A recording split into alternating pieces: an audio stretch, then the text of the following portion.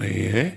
वर्तमान में दुख को सहने की सामर्थ्य और पूर्व संचित पाप को भस्म करने की सामर्थ्य, नवीन कर्म जो हमसे बन रहे हैं इनको पवित्र करके, इनको विनाश करके हमें भगवत प्राप्ति करने की सामर्थ्य, ये सब नाम देगा।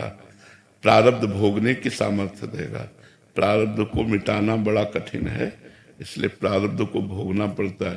तो जो कर्म हमारे प्रारब्ध नहीं बने और इकट्ठा है बहुत जन्मों के, उनको संचित कहते हैं, उनको भस्म कर देगा नाम।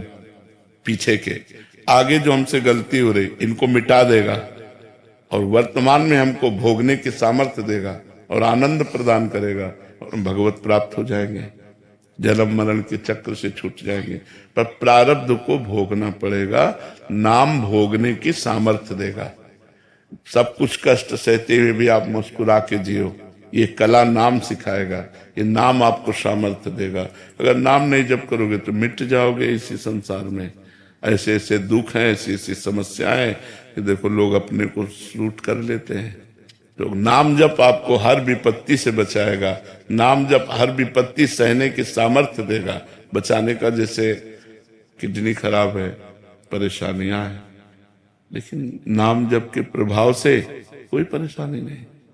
हम आनंदित हैं तो हम आपसे बात कर रहे हैं, प्रश्न उत्तर कर रहे हैं, सुबह से हमारी दिनचर्या चल रही, रात के 1 बजे उठ जाते हैं, दिनचर्या चल रही। तो जो एक स्वस्थ पुरुष की दिनचर्या चलनी चाहिए वो हमारी चल रही। तो किसके बल से चल रही? नाम के बल से ही तो चल रही।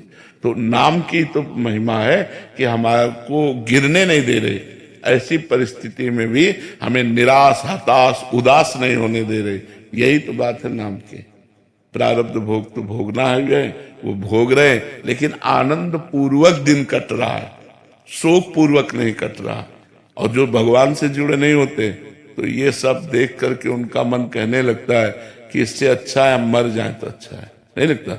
अगर नाम जप करोगे तो माना प्रारब्ध नहीं काट सकता, लेकिन वो प्रारब्ध भोगने का तुम्हें सामर्थ्य तो दे देगा।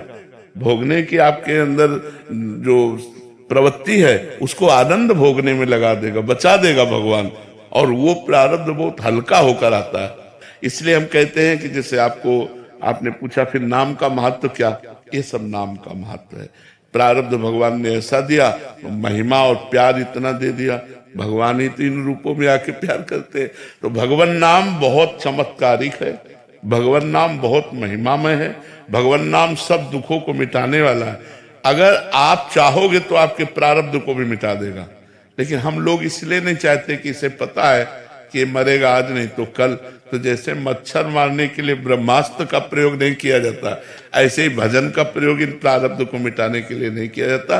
प्रारब्ध हम भोग लेंगे और अपने भजन के बल से हम भगवान को प्राप्त करेंगे, ये बात होती है। इसलिए बड़े बड़े संतों को, नहीं तो वो दूसरों के कष्ट मिटा देते, अपने क्यों न मिटा दें।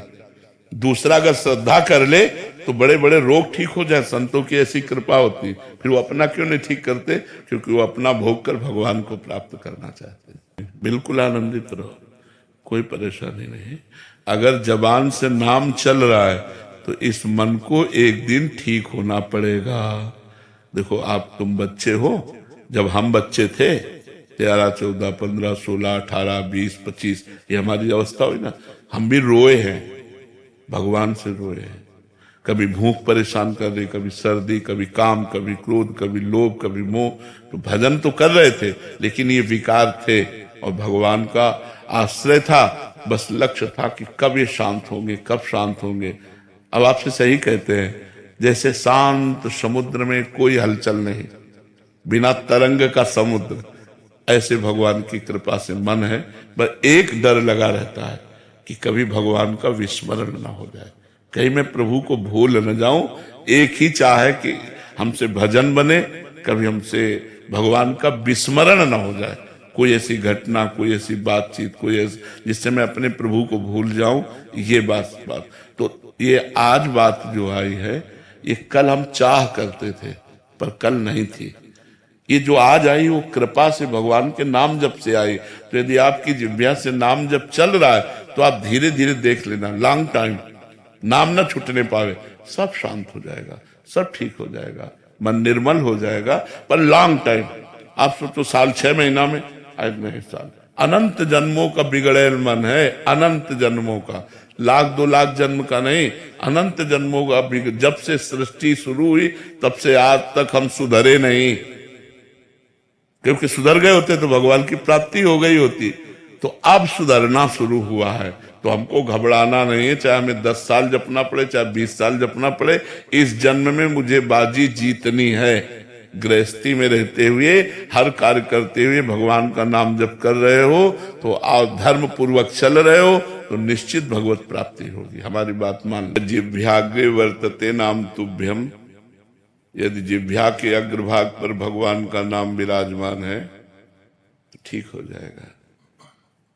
अज्ञान से हो या ज्ञान से हो, भगवान का नाम अपना प्रभाव दिखाता है।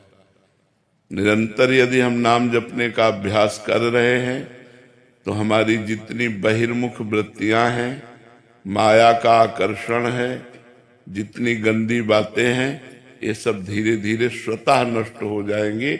हमारा केवल एक लक्ष्य होना चाहिए कि हम नाम को भूलें ना, नाम का स्मरण रखें।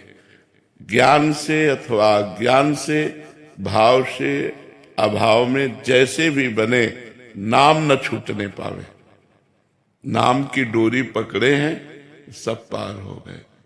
नाम में मानो नाम जप कर रहे हैं तो मानो बहुत समुद्र पार होने के लिए हम जहाज पर बैठ गए हैं। न पलटने की शंका है, न डूबने की शंका है, अब पार ही हो जाएगा। नानक साहब जी ने कहा ना, नानक नाम जहाज है, चढ़े सो उतरे पार। जो नाम रूपी जहाज पर चढ़ गया वो पार हो गया। गोस्वामी जी, तुलसीदास जी ने तो इतना तक कह दिया कि नाम लेत भव सिंधु सुखाही, करो विचार सुजद मन माही। ऐ जानने वालों, विचार करके हमारी बात को देखो कि जो निरंतर नाम जप करता है उसके लिए भव सिंधु रह ही नहीं जाता, सूख जाता है। नाम लेत भव सिंधु सुखाही। भव सिंधु क्या है? यही जन्म मरण, काम क्रोध लोभ मोह मद मत्सर। जब निरंतर नाम जप करेंगे तो हमारा निश्चित कल्याण हो जाएगा। अभी हमारा मन केंद्रित नहीं होता, विषयों में चला जाता है। तो हम नाम और जप करेंगे तो हमारे अंदर अध्यात्म बल बढ़ेगा और मन विषयों में न जाकर फिर परमात्मा में लगेगा, वाहे गुरु में लगेगा। उसी से हमारा परम मंगल हो जाएगा। हम हर समय नाम जप करते रहे, ये देखें मन लगे या न लगे। हमारी बात पर ध्यान देना। जैसे मन लगे न लगे, हम भोजन पाए तो हमारा पेट भर जाता है, ऐसे ही नाम में बड़ी सामर्थ्य है। एक बार एक संत थे केवल, कुबा जी महाराज, उनको केवल राम जी कहते थे, बाद में उनका नाम कुबा जी हुआ। केवल राम जी महाराज वो गृहस्थी थे और उन्होंने एक नियम लिया था कि यदि हमारे घर संत आए तो कभी उनको भूखा नहीं जाने देंगे। और गरीब थे, प्रायः पहले गरीबी बहुत अधिक थी, अन्न धन की बहुत अव्यवस्था थी। तो एक दो संत आवे तो पवा देते, वो मेहनत मंजूरी करते थे। देखो कैसी भक्ति थी, मेहनत मंजूरी करते थे और जो उनके घर संत आ जाते थे उनको पवा देते थे। एक दिन भगवान की कृपा से संतों की मंडली आ गई। पहले संतों की मंडलियां विचरण करती थी, हमारे सामने तक रही हैं, अब तो सब धामों तीर्थों में वास करने लगे। पहले विचरण करते थे, 50-50, 60-60, 100-100 संतों की मंडली होती थी। और हमारे शास्त्रों में तो लिखा 88,000 ऋषि एक साथ रहते थे। शौनक जी उनके मुखिया थे, 88,000 ऋषि एक साथ, एक मंडली में 88,000 ऋषि रहते थे। और दुर्वासा जी तो हजारों चेलों के साथ तो भ्रमण करते ही थे। तो पहले बहुत सी मंडलियां थी, तो एक मंडली पहुंच गई। अब कम से कम 50 संत होते एक मंडली में। वो बड़े व्याकुल हो गए कि हमारा नियम है कि संत को भूखा नहीं जाने देना, और इतनी व्यवस्था थी नहीं। 1-2 संत, 4 संत की व्यवस्था थी, 60 संत की व्यवस्था नहीं थी। रोज मजदूरी करते, जो ले आते उसी में संतों को पवाते, परिवार चलाते। अब 60-150 संतों को एक साथ भोजन जिवाने के लिए, अब वो पत्नी से बोले तो हमारा नियम टूट जाएगा और आज बहुत बड़ा हानि हो जाएगी अगर संत हमारे दरवाजे से भूखे गए। पहले लोग धर्म को जानते थे, मानते थे, आज तो दबका के भगा दे, दरवाजे से दबका के भगा दे। कोई कोई है जो संतों का आदर करते नहीं, दबका के भगा दे। अब उन्होंने बाजार में जाकर सेठों से मिलना शुरू किया कि हमारे यहाँ 50 संताएं, अगर उनको भोजन दे दो तो जो आप काम कहोगे वो हम काम कर देंगे। तो एक बड़ा चतुर धनी था, उसने कहा कुआं खोद दो अगर हमारे लिए पानी के लिए, तो तुम्हारे 50 संतों का भोजन, घी, दाल, चावल, आटा ये हम दे देंगे। तो उनका पक्का कुआं खोद देंगे। अब बात तय हो गई, वो लेकर के गए, अपने संतों को पवाया।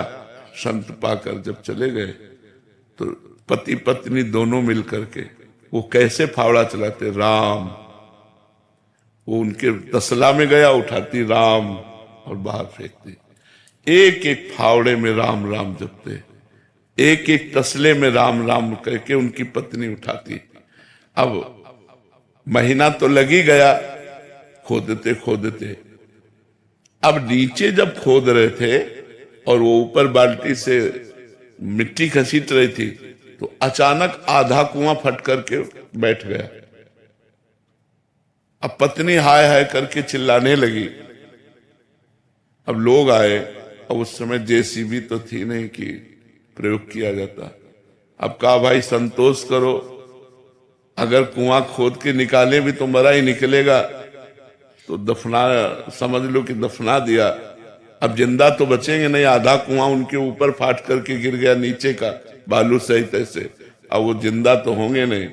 तो लोगों ने और मिट्टी डाल करके पाट दिया और कुछ धनी मानी लोगों ने उनकी पत्नी को दे लेके संतुष्ट किया भोजन आदि ऐसे।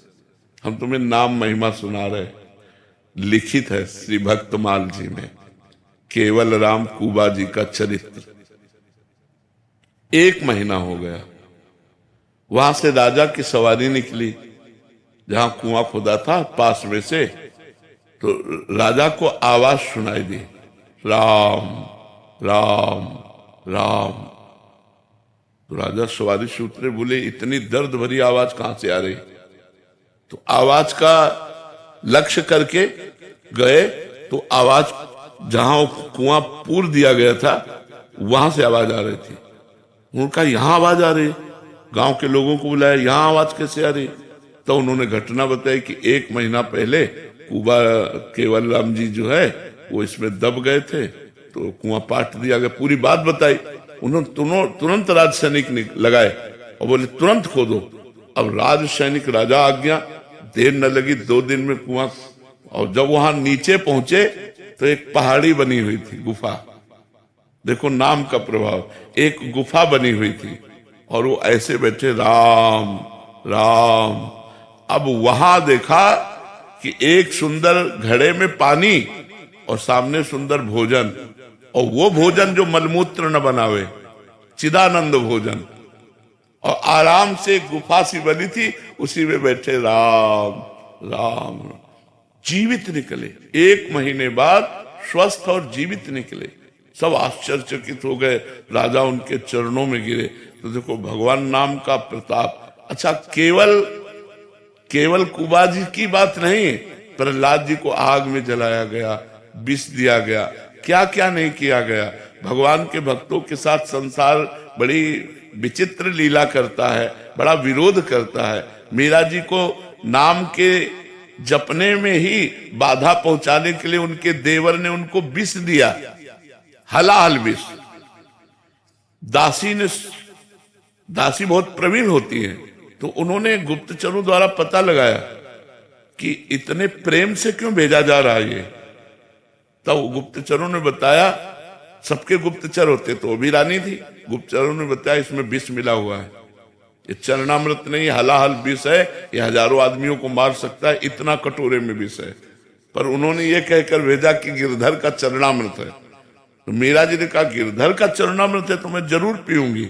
तो दासी ने कहा महारानी गिरधर का चरणामृत नहीं, इसमें विष मिला है। बोले बावरी जब गिरधर का चरणामृत कह दिया तो आप गिरधर का ही चरणामृत है, और पूरा प्याला पी गई विष का, और बस गिरधर गिरधर रात भर नाम कीर्तन करते हुए कुछ नहीं हुआ। तो विक्रम राणा को लगा कि ये वैद्य मीरा जी से मिला हुआ है, इसने जहर नहीं तैयार किया इसने। तो बुलाया उस वैद्य को, और जो कटोरा था उसे धो के पिला दिया, वो मर गया तुरंत। कटोरा धो के पिला दिया, वो तुरंत मर गया। मीरा जी को सूचना मिली, मीरा जी फिर गई और वैद्य के समीप बैठ करके और कहा यदि मन वचन कर्म से मैं गिरधर के सिवा किसी को अपना नहीं मानती, और सत्य है सब में भगवान वास करते हैं, इस प्रभाव से वैद्य जीवित हो जाए। तुरंत वैद्य जीवित हो गया। ऐसे ऐसे नाम में चमत्कार प्रकट हुए हैं, ऐसे ऐसे नाम की महिमा है। तो हमें अविश्वास नहीं करना चाहिए, हमें नाम जप करना चाहिए, मन लगे या न लगे। जैसे भोजन पाए, मन लगे न लगे पेट भर जाता है, ऐसे हमारा काम बन जाएगा। भाव कुभाव अनख आलसहु, नाम जपत मंगल दिशि दसहु। दसों दिशाओं में उसका मंगल होगा जो भगवान का नाम जप करेगा।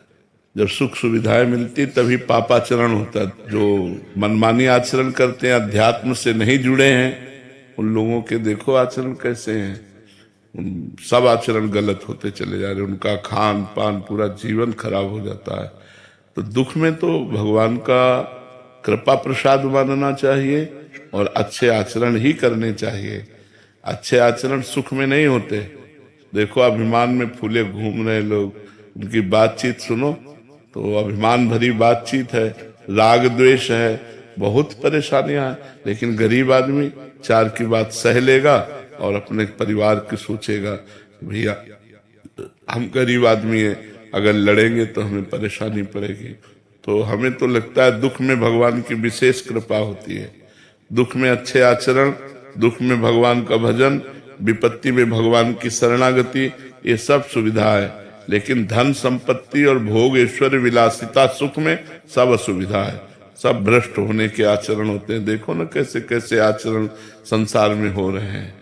हाँ, दूसरे जीवों की हत्या की जा रही है अपनी जवान के स्वाद के लिए, ये अच्छे आचरण हो रहे हैं। ये वीआईपी लोग हैं जो अपने मांस का पोषण करने के लिए दूसरे जीवों का मांस खाते हैं।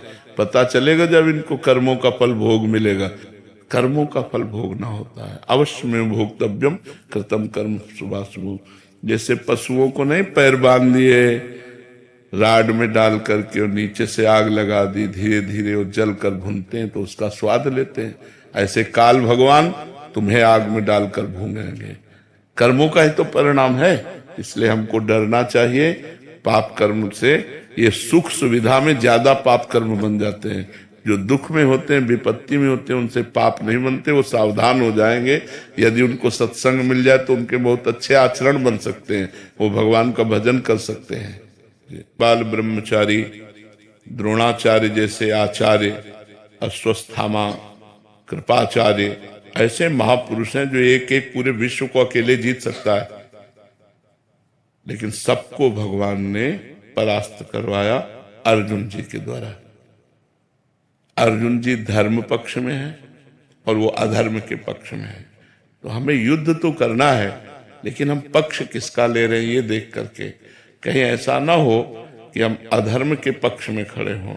अगर अधर्म के पक्ष में है तो विश्व विजेताओं को भी नष्ट होना पड़ा। 6 महीने बाणों की सैया में अखंड बाल ब्रह्मचारी महाभागवत भीष्म जी को, जो गंगा पुत्र है, शांतनु पुत्र है, और द्रोणाचार्य जिनकी धनुष की टंकार हो जाए तो विश्व में अजेय है, भगवान के स्वरूप है।